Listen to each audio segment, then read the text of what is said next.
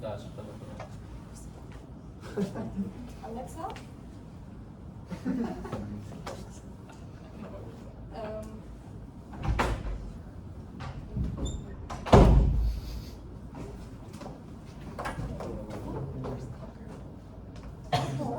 I said that's the code.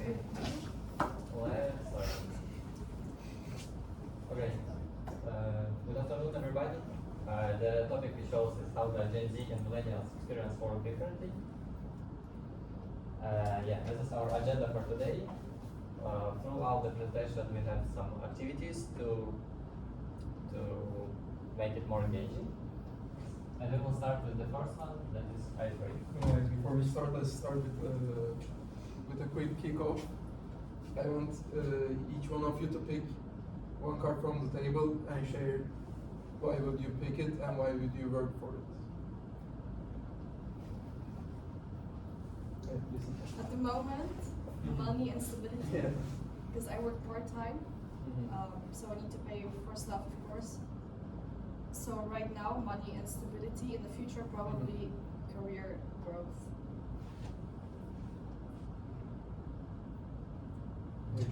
For me, it's probably purpose and impact. I always thought like I want to do a job to influence people positively. So what I'm looking for also is just something that I can influence somebody with my career, basically. Anyone else? I'd say career growth now as well, to get more experience. And so the purpose of this to show that every one of us has different goals and different aspects, so and every one of them value work differently.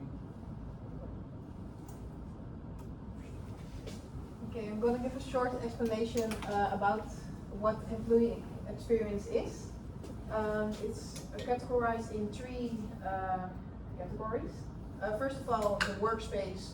How do you think your workspace is? How do you, the tools that you get, are your computers working? Is it not outdated? The location where you work, is it accessible is it accessible, easy accessible, and flexibility with your manager? Do you get many free times off? Can you get your own things in your schedule? And for the cultural environment, do you feel like you belong into the company with everybody? Can you get along with each other? What's the purpose of the company? Where do they stand for? And the leadership style of the company. How's the leadership style of the company? Then for the technological environment, what I just said about the tools, the computers, but also the desks you're working on, the chairs you're sitting on, are you comfortable? The systems you work on, are they easy to access, like do you have Windows and not an outdated computer system? And remote infrastructure, can you work from home? Can you work from where you want, not only at the office, that you're not only stuck at your office? Then I'm going to explain about two different generations. Gen Y, those are the millennials. They're born between 1981 and 1996. We have different perspectives between Generation I and Generation Z. This generation, they value job security. Do I get a fixed contract? Do I have stability at my own, at the company? I won't I get laid off quite easily? And then motivated by the career progression, can I get a higher job, a higher position, a better position? What will my salary be? And prefer collaborative work culture. They like to work together with different cultures. And the work-life balance becoming a priority. They really want a balance between work and private at home. So when they're done at their work, they won't bring in work to their home in their private life. Basically, work stays work and private life stays private. And then our generation, I think most of us are between here. At work, Gen Z is born between Gen Z is born between 1997 and 2012, and we are called Zoomers. Most of us, when we're at work, we only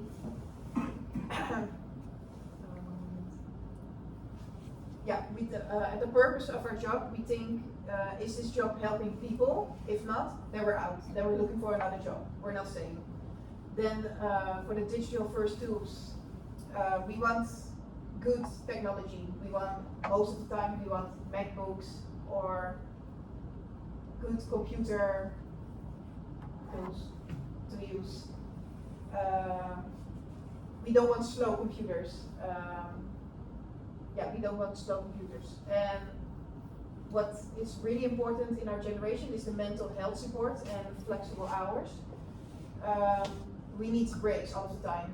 I think most of us don't want to work 40 hours anymore. It's also outdated, it's heavy, and it's not good for our mental health as well. And we want strict hours. So when we work 9 to 5, don't call us after 5. Then we respond in the morning, at night again. Yeah. Yeah, so now let's take a closer look to how millennials and Gen Z view the ideal working conditions. Take a look at the table on the slide. While millennials prioritize career progress, money and stability, Gen Z are seeking for the greater purpose and change and chance to make a social contribution. The difference is evident in everything. Millennials are usually to formal emails, while Gen Z demand rapid communication via chat and video. Millennials want clear career development courses, while Gen Z find out easily to go on YouTube or listen to a short podcast. So it's basically everything, and it's like two completely different worlds within a single world. So we did a survey with 15 people, mostly Gen Z, and these are our key findings. So 73% of Gen Z students are like working people.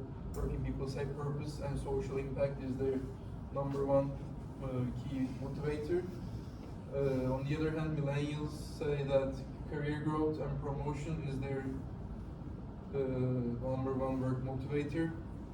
However, both Gen Z and millennials agree on that flexibility is really important for them in a work environment. And here's an example Gen Z respondent. I want to work somewhere that actually aligns with my values. Salary alone won't keep me. Also, we did an interview with a real HR manager. We went to a company in Rotterdam. It's a Turkish company actually, Vestel. Operates in partnership with Sharp Electronics across Europe and making it a truly international organization. We asked him directly about how generational differences shape employee experience in a multicultural global setting. And here are the 5 key findings. So generational gap is visible across all cultures. At like Western Europe, Gen Z employees, regardless of the nationality, ask about purpose, sustainability, and flexibility. Purpose also is a new recruitment tool. You do not need to be a non-profit to lead with purpose. We now communicate our sustainability commitments explicitly in recruitment, and it makes a real difference. And also now hybrid work is non-negotiable in the Netherlands. After the pandemic, everybody wants to be in a hybrid work environment, and also cross-cultural complexity and international mobility. Yeah, so now I want to talk about MSF, also known as Doctors Without Borders. So MSF is an international humanitarian organization that helps people in war zones, disaster areas, and developing countries. What makes it special is that it doesn't suggest the highest salaries or luxury benefits. Instead, people join these organizations with the belief in the mission of helping others and making positive impact. So this shows that employees' experience is not only about money, especially for Generation Z. People, purpose, are meaning sometimes are more important than money. So, would you work for MSF, and if so, explain why? Anybody? What was the question? Would you work for this company, MSF? Like a doctor, job orders. As a doctor? Volunteer. Well, as a volunteer, you can also work like a volunteer, like a paramedic or something. Well, I will be most interested because I know MSF tries to help people that doesn't have the opportunity to have a doctor or healthcare. So in that case, I would be interested in that. I'm not that into doctors, but if that's the purpose, I would be Cool. Anybody else? I don't think I would want to work for myself. But like their purpose is nice, but I don't think I would want to work for them. Fair enough. We can move. So let's have a little activity. So here is company A, company B. If we go through quickly company A, it's key takeaways: competitive salary, performance reviews, formal mentoring, and defined promotion ladder. Whereas company B is more about profit sharing, continuous feedback, project ownership, and fully remote workflow, and a middle learning budget. So tell me, based on this, what company would you choose and why? And guys, can you maybe do it like in a group way? Maybe we can split the Yeah, we can split like make up into groups. house. Maybe you can chat with your elbow partners. And then you can share your opinions. Which company would you like to join?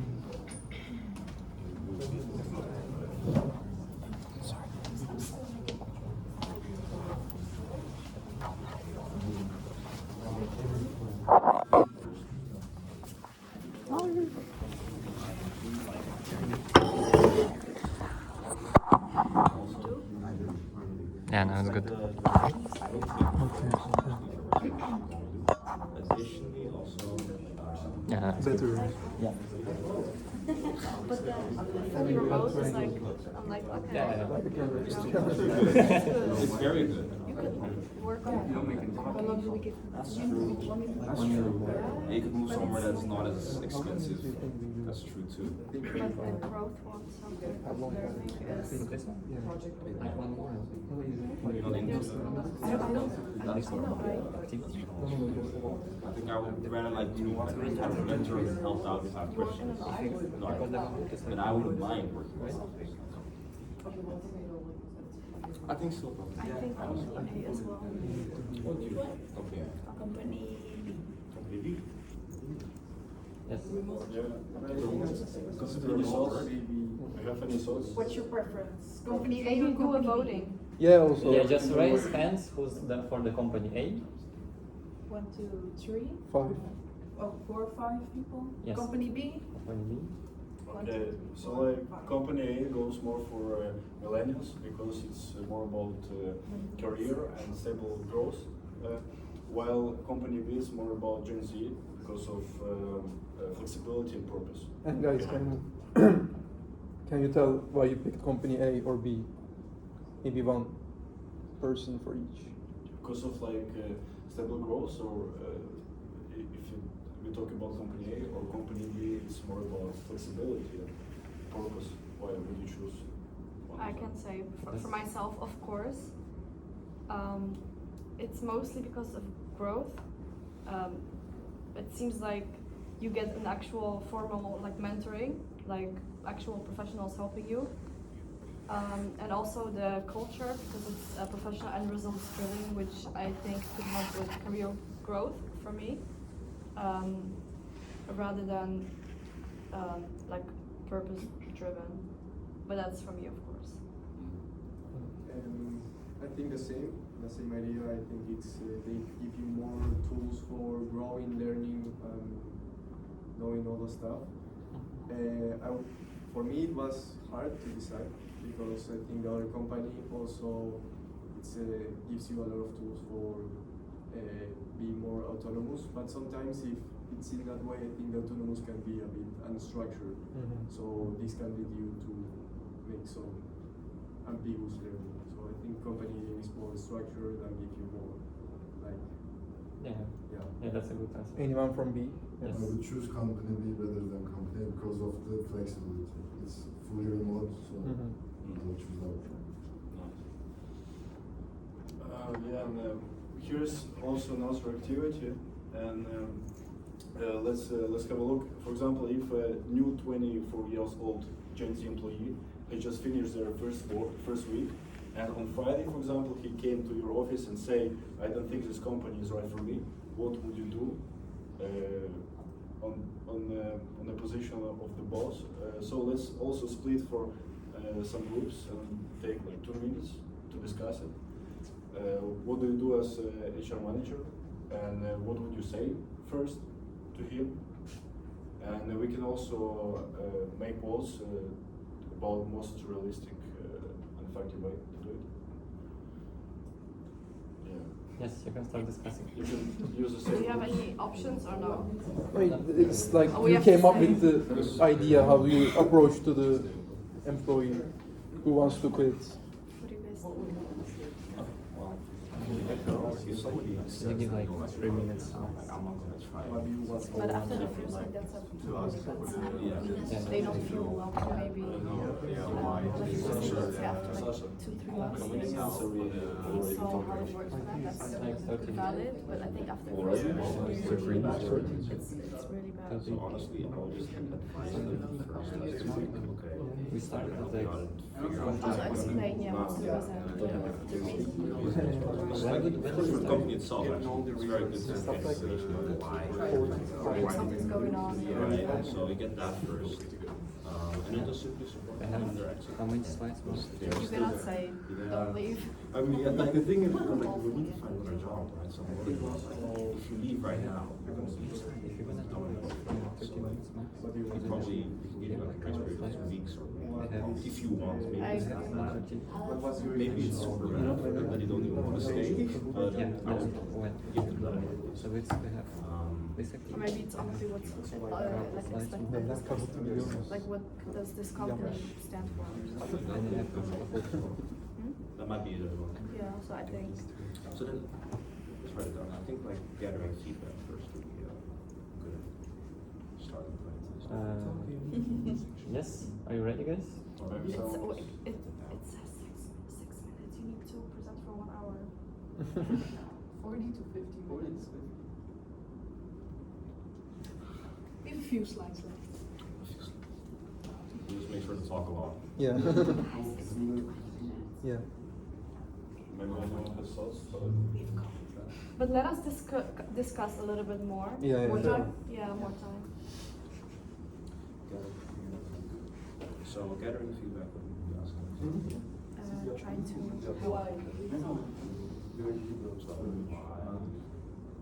Okay, so first try and just, okay, why is very wide, That's why I and maybe afterwards need you can ask. to change their theme. and maybe offer them. I'm very excited about activities Mm. and Yeah. to change this one to because Yeah, because put and that on it. yeah, that's what I said. Yeah, just to Just issues. Together. I guess you could also because do, yeah, like, the can actual we, game, it will take like how do you say, I convince don't you know, to 5 stay. minutes to set the goal. Do something Yeah. differently And, like, for you to you- try. yeah. 10, 15 just to play it, to take 2 rounds. Maybe we should have all. If you do 30 minutes, I So think I have it's 3 questions for gathering feedback. She won this, I don't know. And my idea was to then also help them with still finding a job afterwards. So, what do you call it? Exit plan? Personally, I don't agree with that. You don't agree with that? Personally, no. Because what they do outside of your company is like you are HR manager for your own company. HR don't think they will do that because it doesn't benefit your company. But that's my own opinion. Yeah, but you don't have to do anything crazy. You just give them like still another. That also Like you depends can on what like they. talk about it like, oh maybe try this. I don't know. Something like that. Or a different role. Offer them So guys, if you're ready Yes. now, we can take your opinions, like solution first. Okay, I guess I can start. Yeah, Joel.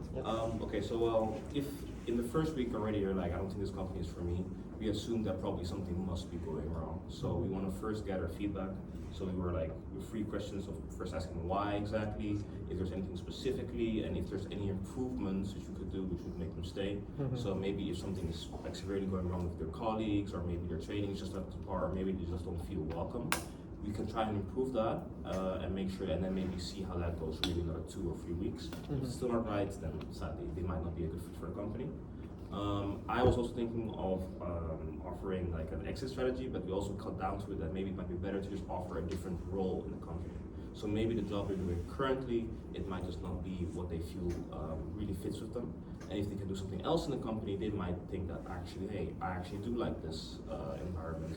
I just was doing something which I just didn't fully want to go for. So as an HR manager, we think that these 2 things would probably be what we would be doing. Yes, really. Yes. As in our case, I think very kind of different than him, because I think if it's in the first week, doesn't have to be with how the company works and how, because you can give a certain result or certain like opinion after 1 week. It takes a bit more time. So in that case, I think it's mostly directed on what's the purpose of that person. That maybe he just realized that he actually don't wants to do that kind of things. So I think for the first thing they have to ask him is why you came first to this company, what was your initial purpose, and what you actually want to do. So I think that's what it should be. Yeah, Anybody from the middle part? Yes. I think I would fire them because I don't think you can get to know a company in 5 days, so I don't see the dedication in there, so I would fire them. Even if he stay in the company, he will not work efficient after this conversation, I think. That is why we will fire him. Yeah, that's true. Guys, can we vote each approach? Like Joel's, Andre's, and Altai's, and I. So we can first start with Joel, who thinks it's the most realistic and effective one. Yes. 5 for Joel. Who thinks Andre's approach is the most realistic? And who thinks Altai and Arjan's approach is effective? I generally like all of them, but the key takeaway is when employee feels comfortable and he feels heard in the company, that he can share his problems with somebody, more likely he's gonna stay in the organization. But yeah, there is also any other stuff besides goals, all of those. But yeah, the main thing is just to be heard and supported by other people. Yes. So the last part of the theory. So yes, this slide explains the difference between generation from an HR theory perspective. Firstly, the Herzberg theory. Money and security are merely basic conditions, but for Gen Z, sense of purpose has become a fundamental condition without which they will not take a job. Secondly, the concept of EFP, the employee value proposition. Employee experience is how a company fulfills their promises, and different generations need different EVPs. And finally, training and development. This is the key point of contact. Gen Zers prefer quick micro-learning on the go, while millennials value long-term mentoring. So HR must adapt this process to suit the style of each generation. Yes, for key takeaways, the most important things, employee experience is the new battleground for talent. perks are not enough. For Gen Y and Gen Z have meaningful different expectations. One size fits all for all HR. One size fits all, HR feels both. Purpose-driven organizations like MSF shows that mission can replace traditional benefits. HR must design personalized value propositions, and theory, what we just give us the language to explain what we observe through our real data, so like our survey. So now the code time. And also, guys, we have €10 prize for the winner. Yeah. €10 cash.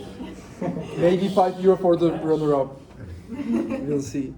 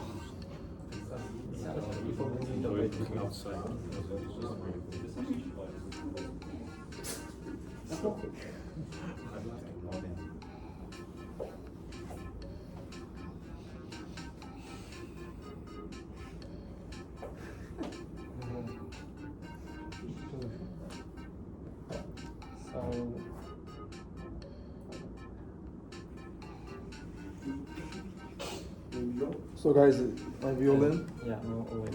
Yep. Yes, then we'll start.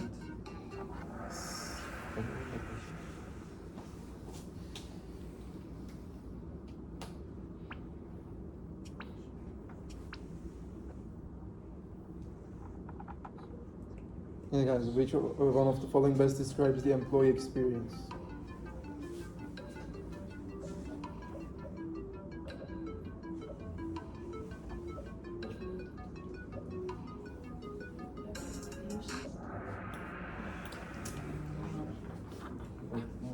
It's a bit tricky, I see, between the salary and the sum of all interactions. Yo, John. So, second question. Gen Z employees were born between which years?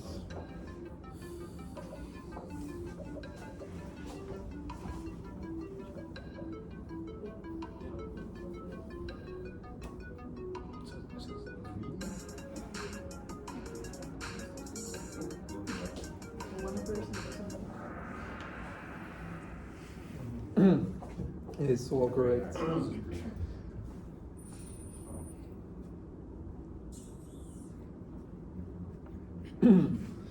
So third question. Herzberg, two-factor theory says motivation at work comes from salary and job, company size and location, motivators, working hours and money. Şimdi her cevap sormayın abi. Ya, ama gideriz. Birisi yaptı 10 euro var ya. Sen cevapla, al para cevap. Vereceğim diyorsun 10 euro. Yep.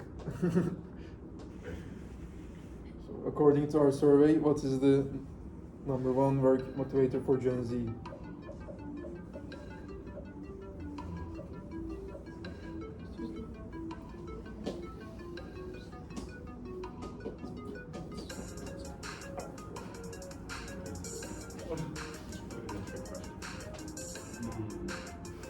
It's a bit tricky, right?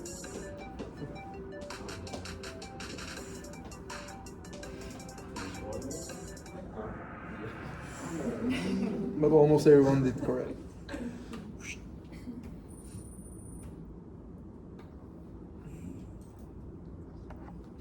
So moving on to the fifth question. Doctor Without Borders offers no high salary or luxury perks. Why do people still want to work there?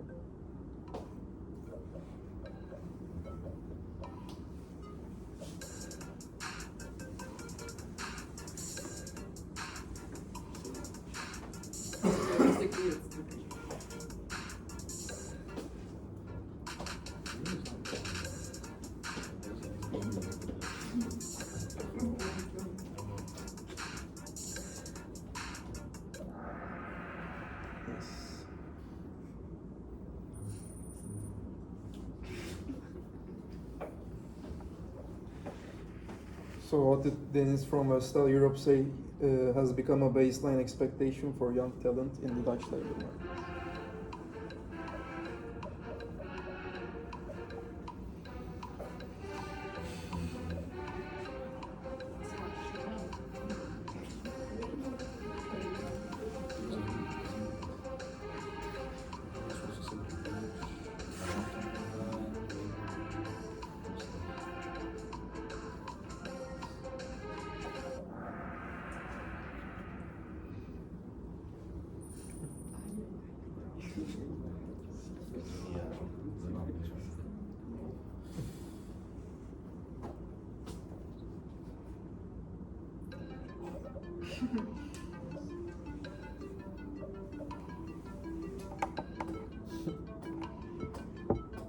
So was that one person that doesn't respond?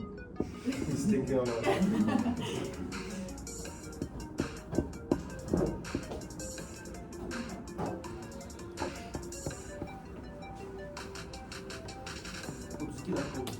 Yeah.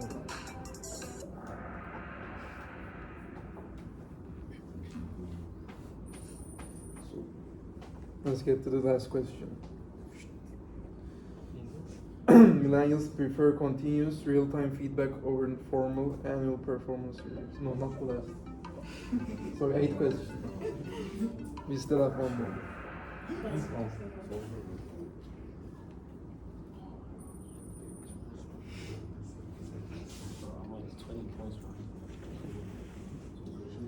Which generation is more likely to stay loyal to a company that offers a clear promotion ladder and job security?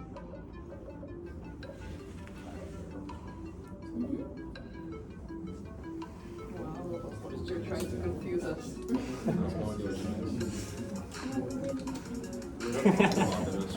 I'm prepared to prize.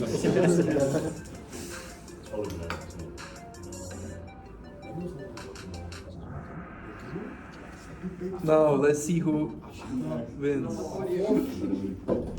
third place, Susanna. Second place, and yo. Baby John.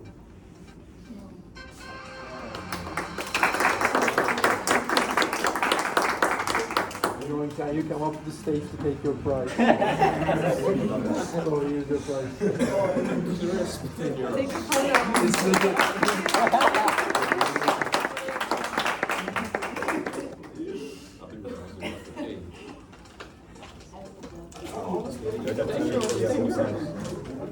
Yeah.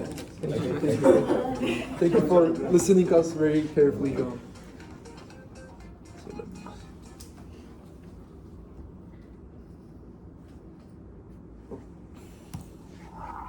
So now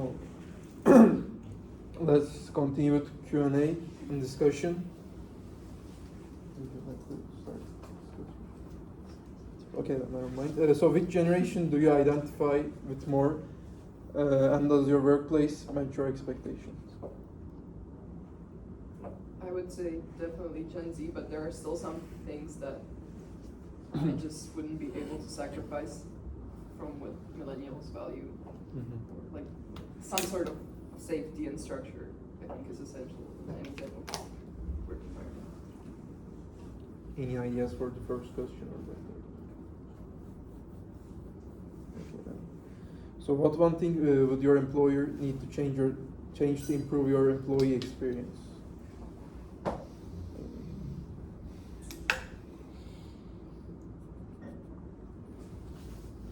Any volunteers? Maybe the working hours. Yeah. Maybe the working hours. Like more flexible or more or less? More flexible, and I would like to be able to like plan it ahead when I work. Plan your own hours? Yeah. Okay. So last question, could you see yourself working for an organization like MSF? Why or why not?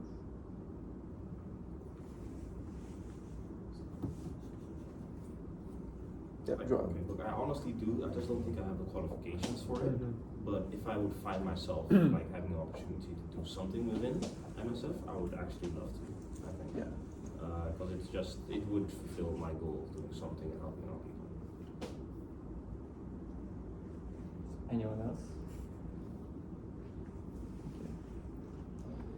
Well, that's it, guys. Thank you. We just want one last thing from you to evaluate our workshop. You like it, or would you recommend it to other people, etc. Don't steal our ideas. Too late.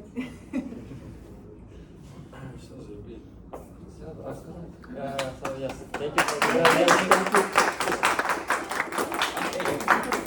Thank you very much, guys. We hope you enjoyed it. Yes. Thank you for your time also. First one. Yeah, thank you.